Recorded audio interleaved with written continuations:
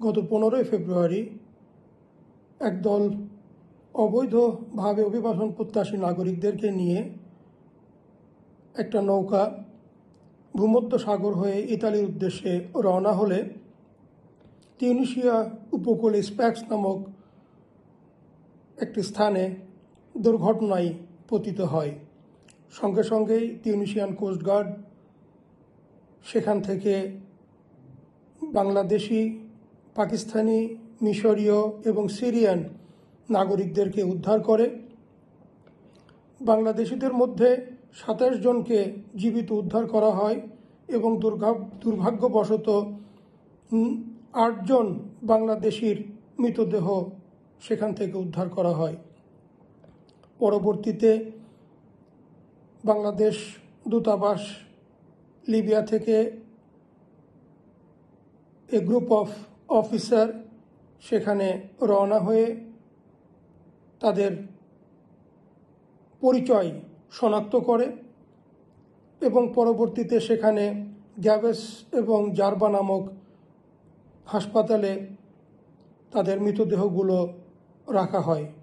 পরবর্তীতে তাদের জন্য ট্রাভেল পারমিট ইস্যু করা হয় এবং সুরতহাল সম্পন্ন করে তিউনিসিয়ার সরকারের যেই নিয়মকানুন আছে সেই নিয়মকানুনগুলো সম্পন্ন করে বাংলাদেশ সরকারের আর্থিক সহায়তায় আমরা গতকালকে এই মৃতদেহগুলো দেশের উদ্দেশ্যে রওনা করিয়েছি।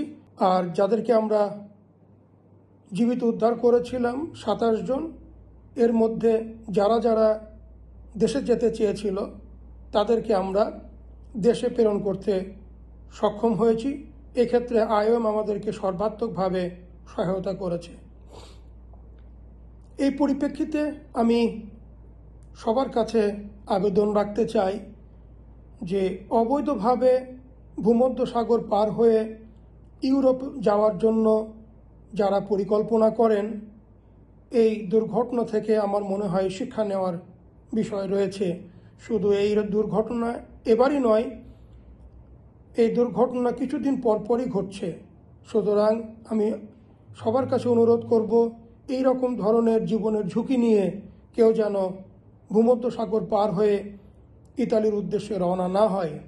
ঠিক একইভাবে যারা ভুক্তভোগী ইতিমধ্যে, তাদেরকে অনুরোধ করব, এরকম অবৈধ অভিবাসন বন্ধর ক্ষেত্রে যারা এর পিছনে রয়েছে মানব পাচারকারী এবং দালাল চক্র, তাদের বিরুদ্ধে আপনারা ব্যবস্থা গ্রহণ করবেন। তাহলে হয়তো এই অবৈধ অভিবাসন প্রক্রিয়া রোধ করতে কিছুটা সহায়তা করবে।